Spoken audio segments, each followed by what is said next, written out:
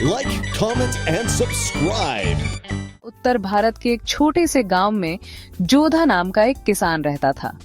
वह गरीब था, मिट्टी का घर, फूस की छत और तंगहाली भरी जिंदगी। लेकिन उसकी आत्मा अमीर थी, सच्चाई, मेहनत और प्यार से भरी हुई। उसके पास ज्यादा कुछ नहीं था, पर जो दो चीजें उसे सबसे प्यारी थीं, वो थीं उसके दो बैल, हीरा और मोती। हीरा काले रंग का, शांत, समझदार और सहनशील था।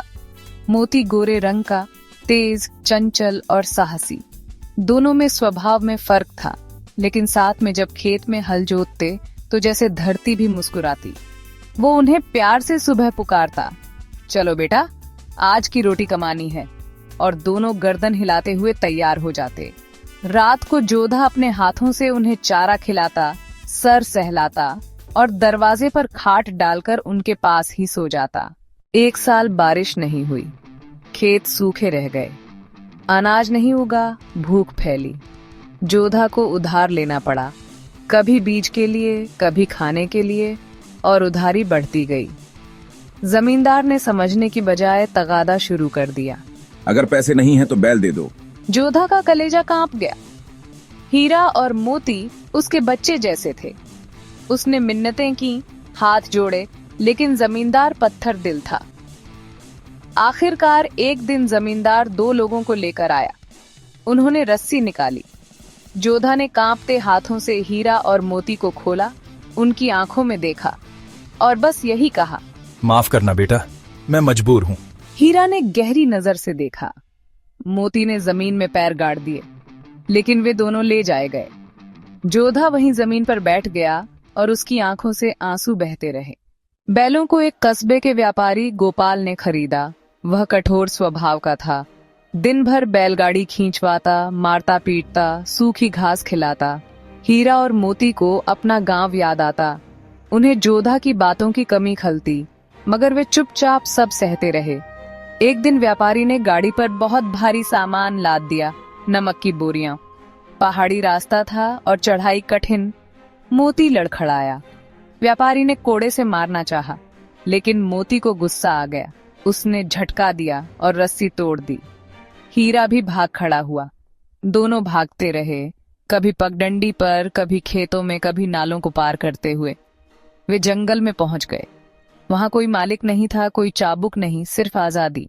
जंगल में हरी घास थी, बहते पानी की धाराएं थीं और पेड़ों की छाया थी। कुछ दिन जैसे सपने जैसे बीते। बैल आजाद थे, लेकिन एक शाम मोती कहीं दूर निकल गया और शिकारी के गड्ढे में गिर गया। हीरा दौड़ा, उसे बचाने की कोशिश की, लेकिन बेबस था। शिकारी आए और मोती को ले गए। हीरा अकेला रह गया।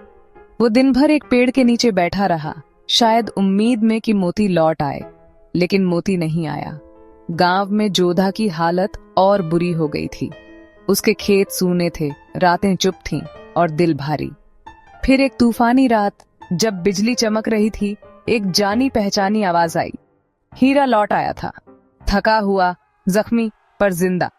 जोधा दौड़ा, उसे गले लगाया और फूट फूट कर रोया। तू मुझे नहीं भूला बेटा। लेकिन मोती, वो अब भी गायब था। एक दिन एक व्यापारी गांव से गुजरा। उसकी बैलगाड़ी में 4 बैल थे। उनमें से एक कमजोर, जख्मी, लेकिन वो था मोती। हीरा ने पहचान लिया, जोर से डकारा। मोती भी रुका, और जब उसने हीरा को देखा तो सारी थकान भूल गया। रस्सियां तोड़ी और दौड़कर हीरा से लिपट गया। गांव वाले इकट्ठा हो गए। यह मेरा बैल है। लेकिन जोधा सामने आया। ये मेरा बेटा है। गांव वालों ने भी साथ दिया। इन 2 बैलों की कहानी पूरी दुनिया को बताई जाएगी। व्यापारी चुपचाप चला गया। हीरा और मोती घर लौट आए। वे अब बूढ़े हो चुके थे, जख्मी भी, पर उनके दिल मजबूत थे। अब वे कम काम करते, पर साथ रहते।